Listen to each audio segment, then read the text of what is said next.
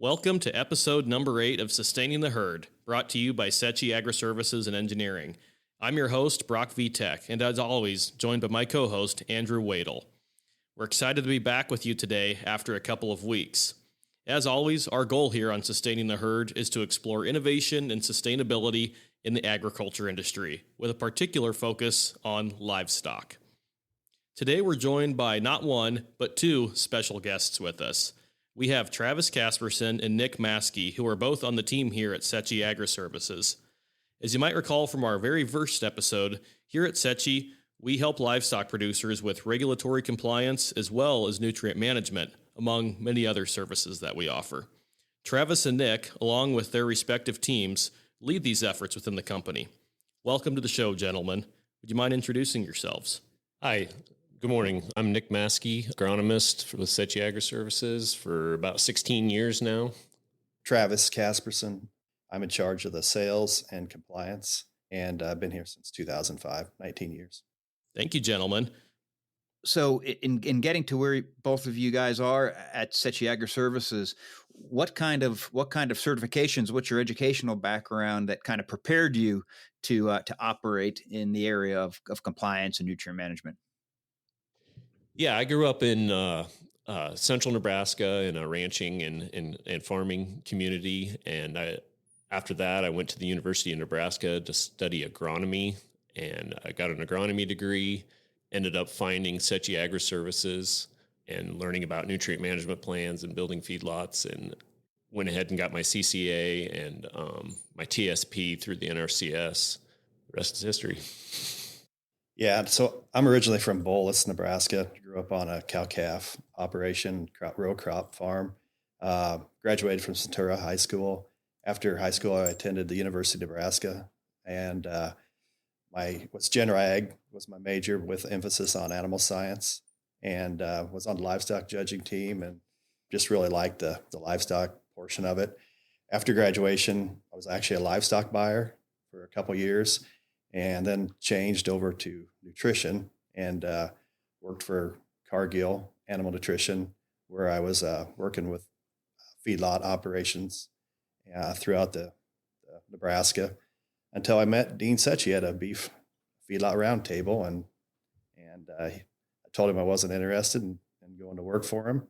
I didn't want to do that, but as you guys know, Dean is very influential.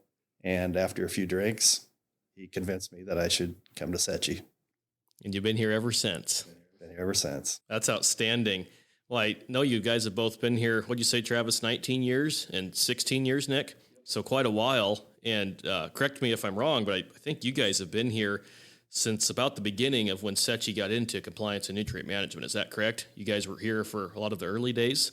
That is correct. So that was part of what, when Dean was bringing me on, was the compliance portion of it. And we'll get into a little bit maybe of the history about that. But yeah, that is how we, what my portion was going to be as far as coming to work for Settje. Yeah, let's dive into that history if you don't mind, Travis. How did Settje get into this world? So if you go back, so I started in 2005. So if you go back prior to 2005, really what most environmental companies or engineering companies at that part of the time were doing was just trying to get people holding ponds built, getting the livestock waste control facilities. And our whole focus at that point in time prior to 2005 was getting them in compliance with state and federal regulations. Once they were had a holding pond built, it was move on to the next one, and so forth. And part of their permit was record keeping, and nobody was really doing any of the record keeping at that point in time. And so we sat down and looked at the records that were required to be kept and made our own program. And so there's a couple of us that sat around a table, and we did everything in-house and built what I think is probably the best program out there, the most state-of-the-art. It's a fully web-based program that allows the customers to enter all their own data in, and we developed it all in-house. Yeah, that's really interesting because it sounds like compared to where we are today, just the building of holding ponds seems really lowly evolved. It was like it seems like a baby step today, but in 2005, it was something pretty doggone big, and something folks weren't accustomed to dealing with. So we have the compliance side as it relates to starting with the building of holding ponds. How long did it take before then it started building on that? So in other words, now we have holding ponds. Then do we start walking into nutrient management? Well, so when you go back to 2005 and you think about how most people were applying manure, they were going out to the closest field and put it out there. They were putting it out with manure spreaders that didn't do a very good job, land applying it, wasn't consistent. And so we had a big education in front of us to work with not only our producers, but applicators, independent agronomists, and get them to believe that what we're putting out there was a good product. And quite honestly, at that point in time, it wasn't consistent. They weren't doing a good job testing it and analyzing it, putting a whole lot of value into it. And really until we could get to the point where we would get good spreaders and do a good job testing, independent agronomists was putting no value to it. I remember working with feedlots that would go out and put 20 ton on a field, and the field right next to it would put nothing on it, and the agronomist would give them the exact same recommendation. And so it's just crazy, when you think back to those days, and how far we have come over the last 20 years, and right now the value that people consider the nutrients, in manure, and it's been I would give Settje Agri-Services a lot of credit in developing that. Travis, what it sounds like is there was really a shift from just manure being a proverbial waste to truly a resource. Would that kind of be the case where we've reached that point, or we're coming to that point? Yeah, absolutely. It at the beginning, that's what it was. Is they would look at it as a waste and just a cost that it would cost them to put it out of the field. And in initial stages, they would maybe have some neighbors that would sign up, but it was at the feedlot's cost to take the manure, land apply it, and spread it out on the field, that the neighbor was strictly doing them a favor by letting them put it out on their ground. So, Nick, in the case of a typical feedlot or a typical dairy, corn silage based ration, etc., typical crop rotation, a good nutrient management plan, what percentage of commercial fertilizer can potentially be offset just by having a good nutrient management plan?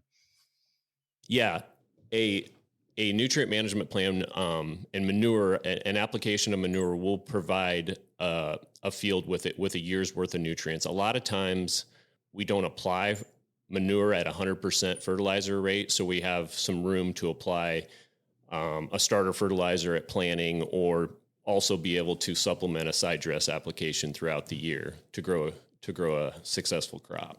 But yes, for the most part, you can get 100% of your nutrients from a manure application. Yeah, and we'll dive into the manure marketing aspect of a little bit later, but that's what a lot of our customers were doing, was trying to put get all their nutrients from manure application. And we know what happens. We start building up phosphorus and some of these other. And so we finally got to a point where we would go into the manure marketing aspect, or help them go to other fields, even within their nutrient management aspect.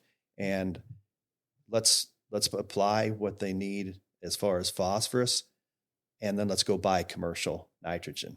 And when we started doing that, we actually would start to see a boost in yields, and it would also spread it out, and they would go to other fields and land apply. But that took, again, that's happened within really since about 2012. prior to that, we just didn't have the equipment, it seemed like, to take it down the road. But now you look at all the side dumps, the size of the spreaders, how accurate these spreaders are, GPS. I mean, everything has made such a huge difference. Would you agree, as far as being able to do that versus, again, back to 2005? Oh yeah, and then you take that, the equipment advances in combination with some of the newer chemicals that come out for herbicides.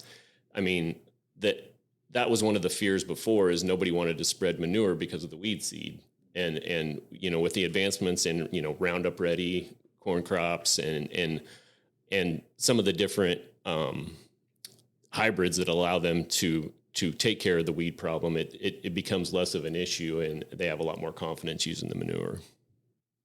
So, guys, we've talked about the history of how Settje's gotten into compliance and how it sounds like compliance really started to take hold in the industry. We've talked a little about nutrient management. For our listeners who may not be directly involved in livestock production, whether that's someone in the business development world or biogas production, or as we often say, the people in town, the consumers, could you help us understand what does it typically look like for a livestock producer to do compliance, to get their permit, to keep these records, and to stay in compliance? What's that process look like? Well, most of it is pretty common sense. It's really, a lot of people are afraid of regulation, but most of these regulations, I will say the livestock side of it has done a decent job of not going out of too far out and into left field as far as what's required. And so most of the stuff's common sense. We take pond levels and document, when they're pumping, make sure that we're applying it at an agronomic rate. And so it's a lot of stuff that they would normally do anyway. It's just we're documenting it. The main thing is documenting on a weekly basis and staying current. And really, when you look at the agronomy sector of it, it's stuff that they're doing with their commercial fertilizer. They just maybe when they look at like the manure and as the effluent, they weren't necessarily doing that, prior to record being required with a permit. But it's all pretty common sense. And I would add on to that, having the regulatory backing allows us to only put 1 year of nitrogen on per year, and actually ends up saving them money in the long run. If you figure a profit per acre, utilizing that manure at a much cheaper cost allows them to help their budget, help the budget for the yearly budget on every field. And that, I think we show a lot of our customers a lot of real value and economic return, along with the regulatory backing, has been a good thing for us to get more manure on more acres. I'll tell you what, when I do county zoning meetings, we once in a while we get into the record keeping requirements, and most people are amazed by how many sets of records, what all they do have to keep, and are impressed with it. And so it is a big selling point to county officials that they feel comfortable that the facility is keeping records and having everything documented. There's an annual report that's got to be kept, sent in at the end of each year. And so it's overall, it's a good thing. Like I say, they've kept it common sense wise, and stuff that most people will look at and say, yeah, that makes sense. Something related to that, Travis, I know here in the office, we hear a lot about inspections when the state comes out to actually physically inspect a facility. Can you tell us a little about that? Yeah, so there's multiple state inspectors that cover throughout the Nebraska, and really every state's got it, whether it's Nebraska or Kansas or any other state. And they try to do routine visits every year, annually. And sometimes it goes maybe 5 quarters, but they will stop out and look around the facility, make sure that they've got all their markings and the holding ponds, criticals marked, and staff gauges out there, make sure that the runoff is going in the correct spot, going into the ponds, going to the basins and going into the ponds. And then they also review the records and make sure that they're keeping everything that they need. And then on top of that, like I say, we have an annual report that's due at the end of the year that sends in all the nutrient balance. But and EPA will show up every now and then. They're usually they're not nearly as often, but they're a lot more probably thorough. They're going to be out there longer when they are, but you may never see EPA at your site. They don't hit every site, but they just randomly choose places every year. In what role does someone like Settje, you and your team specifically, play in those inspections and walking alongside the producer? Yeah, so we've got 5 regional managers that cover throughout the state and then the bordering states, and they are on site. We try to be on site each quarter to review the records and to look around the facility and give them any guidance of things that are maybe need to be maintained or changed or fixed or repaired or whatever, and review the records. And then anytime that there's an inspector on site or inspection, they will be on site just to help out and make sure that everything goes smooth. So if we were to just kind of summarize compliance, really what compliance does is it is basically an insurance policy, if you will, or a means to aid producers in really satisfying their permits. That's correct. Yeah, it's we're kind of a mix of an attorney at times, a CPA, getting the accountant and doing taxes at the end of the year, and just being on site. Yeah, just helping them and make sure they have a permit, and they've spent money to get a permit, and the permit allows them to feed cattle. There's also regulations that go with that permit, and so we're just there as an independent consultant to make sure that they understand and follow those and assist in any way that we can.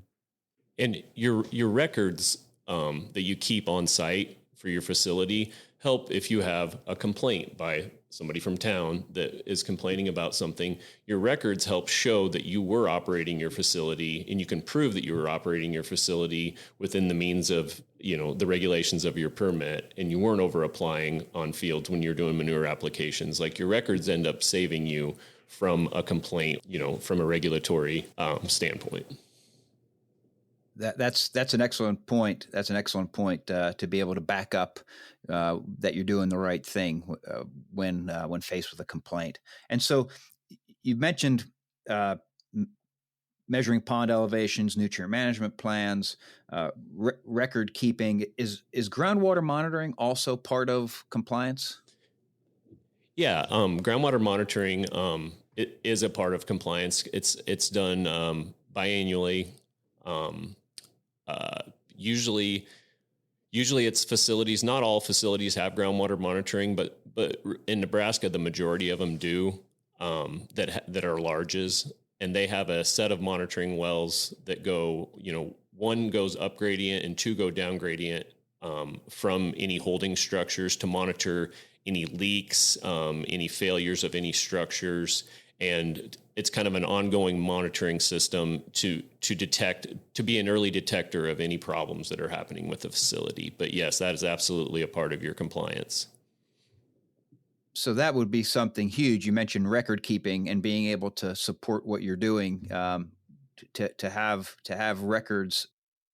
Groundwater monitoring records really shows that your ponds are containing the manure and you're not contaminating groundwater. Yeah, they're doing what they're supposed to do. And make sure that it's not leaking. Nobody wants their pond to leak, and especially now in this state, especially with the NRDs and the nitrate issues that they're digging into. It's important that we have good records and document that, making sure that the ponds are not an issue. Right. And so when we look at the benefits of compliance, it's pretty crystal clear. One is it basically supports that you're doing the right thing, and then the other part is there is some financial return in that you're offsetting nutrients. You're offsetting the purchase of commercial fertilizer with manure nutrients. So those are the real positive sides of compliance and why people should do it. Let's talk about the other side. Let's call it the scared straight discussion, and that is what happens in the event that people are found not to be in compliance. Well, fines. I mean, ultimately, it is your insurance policy. You have a federal permit that allows you to discharge if you are doing everything that you're supposed to. And so if you are keeping your ponds pumped down and have records to back that up, and we get a big rain and the ponds run over, you are allowed to discharge. We got to call it in, and they will come out, look at everything, look at all the records, and make that determination whether that was a legal discharge or illegal discharge. But without those records, you don't have any backup. And that's what the federal permit allows, is discharge. And if you don't have a federal permit, you are not allowed to discharge. And so some of these facilities that are exempted, they can't discharge. That's why they're exempted, is that they're not supposed to discharge. And as far as nutrient management wise, on let's say an over application, we can have various scenarios where we do a manure application and, we have a hail event, or we have green snap, or we have drought, extreme drought, and you actually over applied when you go to reconcile your final yield for that crop as what you put on for nutrients. You can easily over apply, but your records will show you, hey, we had a drought, or we had a tornado come through and take out part of our crop, and this is why we over applied on this field, because our yield ended up being 20 bushels an acre or whatever. That's where your records can help you with your nutrient management manure application side. Right. And then back to the scared straight side again. If let's just say you have a discharge and you're not permitted, what does a fine look like in terms of dollars? Well, I believe it's $10,000 a day is per violation. Yeah. And I think at EPA level, it's 30,000. It's quite a bit more at the EPA level if they're going to do enforcement.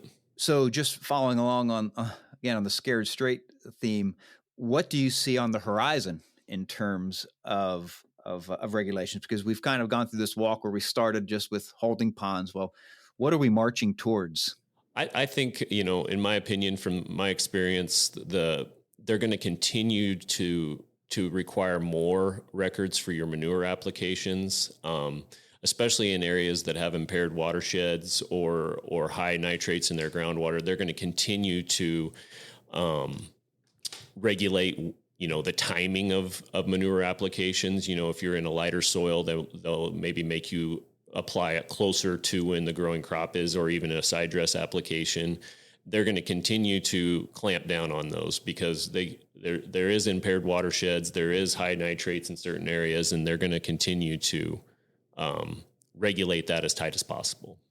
Yeah, I'd agree. The nitrates are the focus right now, and so we need to make sure that we're not the problem, and by putting everything down on an agronomic rate, making sure that we're doing the groundwater monitoring, that's what's going to save us. Is there anything other than the nitrates that you think might be coming down the line in terms of more regulation? Well, phosphorus is always an issue. Phosphorus is a little easier nutrient to handle. It's a lot more stable. It doesn't move a lot. A lot of times our phosphorus comes from surface runoff rather than leaching or like a nitrate would. Nebraska is probably the more lenient state compared to our surrounding states as far as phosphorus goes. I could envision that getting more tightly regulated down the road, especially with surface runoff and causing problems in streams and rivers. Travis, earlier you mentioned that maybe we would get a little more into manure marketing later in the conversation, and I think the time has come for that. You talked about how people have begun to see the value in using manure for fertilizer, especially when that's done in the appropriate way with a stewardship mindset. Could you tell us more about what Settje has done in manure marketing and how a market really has been developed or built out for manure in the past decade or so? Sure. So 2012 is really when we kicked off the manure marketing portion of a division, and really had a customer kind of come to us and put a little pressure on us to do it. And so we were pretty nervous, at the beginning, and because we were taking a customer that his clients or his farmers were getting the manure free. They were getting it spread on their field. And now we were going to take that and analyze it, put it back to commercial fertilizer, and go back to those guys with a price. And they're used to getting it free, spread free. And we're now going to charge them, and they're going to have to pay for their own spreading. And didn't know how it was going to work. And that first year, it was perfect. And everybody's seen all of that group. Those guys all saw the value, and really that kicked us off into growing the business more. And at one point in time, we were marketing over 1 million tons out of feedlots throughout the state. Now we're a little short of that now, but that was really the kickoff. The biggest thing that we saw when we were going out and meeting with producers was, one, they didn't know how to get it. They didn't know who to talk to at the feedlot. And then if they did get it, how did they get it trucked to their fields? And then how did they get it spread?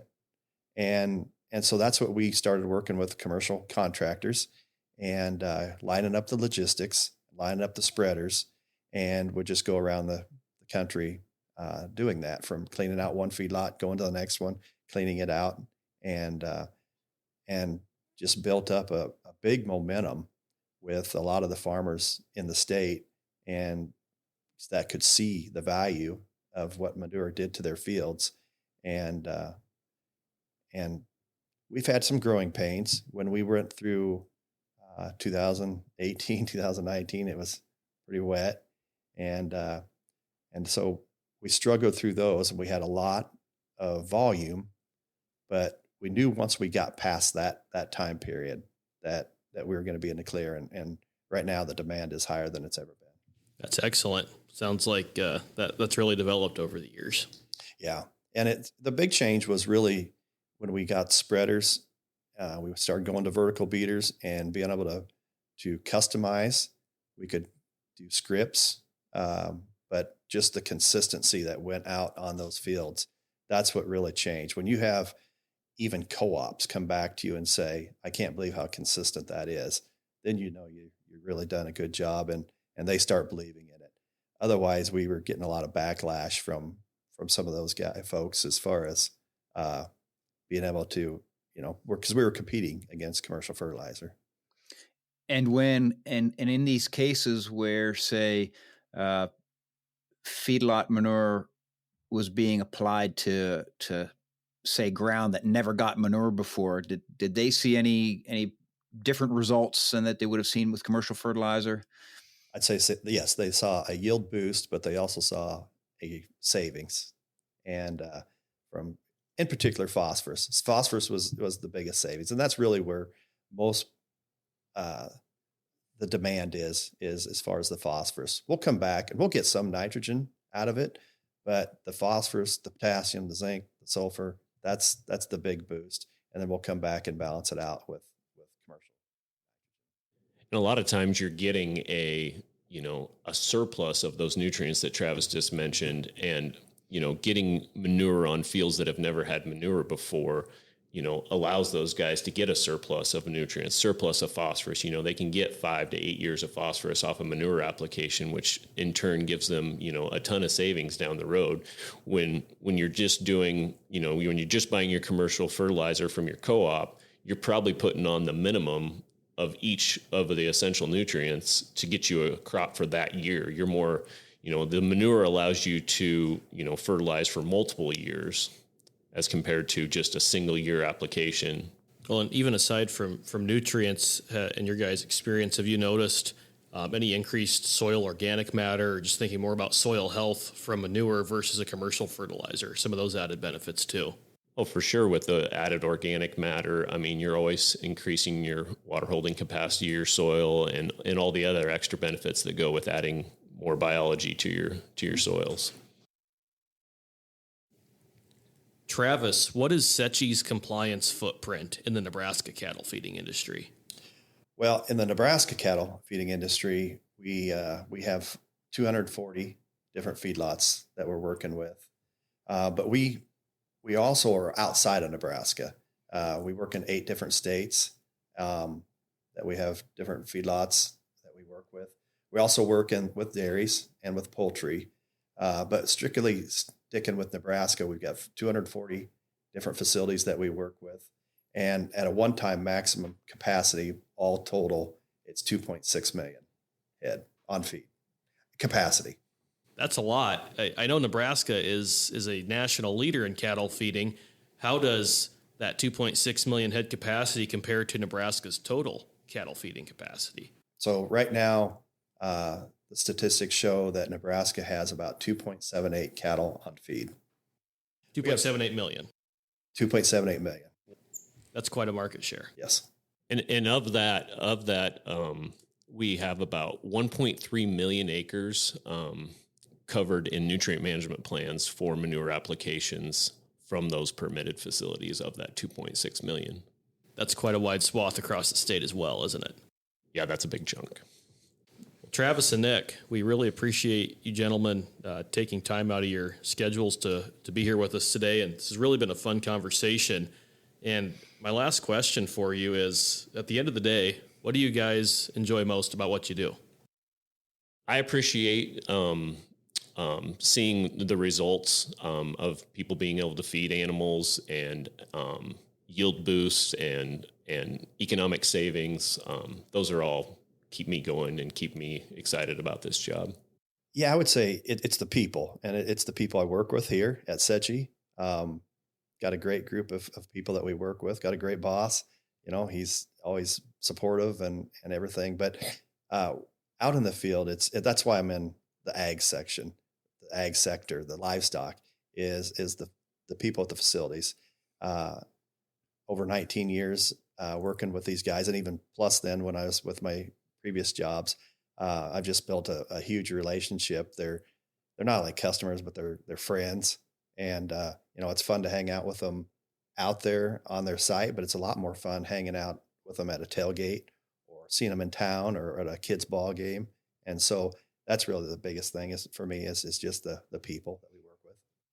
Well, I can say that what you guys do, you're very much, I'll call you the unsung heroes of sustainability. And what I mean by that is what a great situation where by helping people comply to regulations, which regulations are always painful, by helping people comply with regulations, you're also helping them become more profitable. And so, there's not many cases where complying with the regulations help you to be profitable. And so that's an excellent story. And the other part of it is, as Brock kind of alluded to, in every episode, we kind of like to speak in terms of the people in town, because there's a heck of a lot more of them than there are of us. And what this means to the people in town, it's a kind of a case they don't know what they don't know. But what you guys are doing, or what compliance does with sustainability, is it keeps the manure out of the groundwater. It helps their water be safer. And so there's these things that are going on that really you're satisfying everybody, which is really a great story. So keep up the good work. Travis and Nick, thank you very much for joining us today. Yep. Thanks for having us on. Yep. Thank you. Thanks, guys. And for our listeners, thank you once again for tuning in and for being part of the herd. Thank you.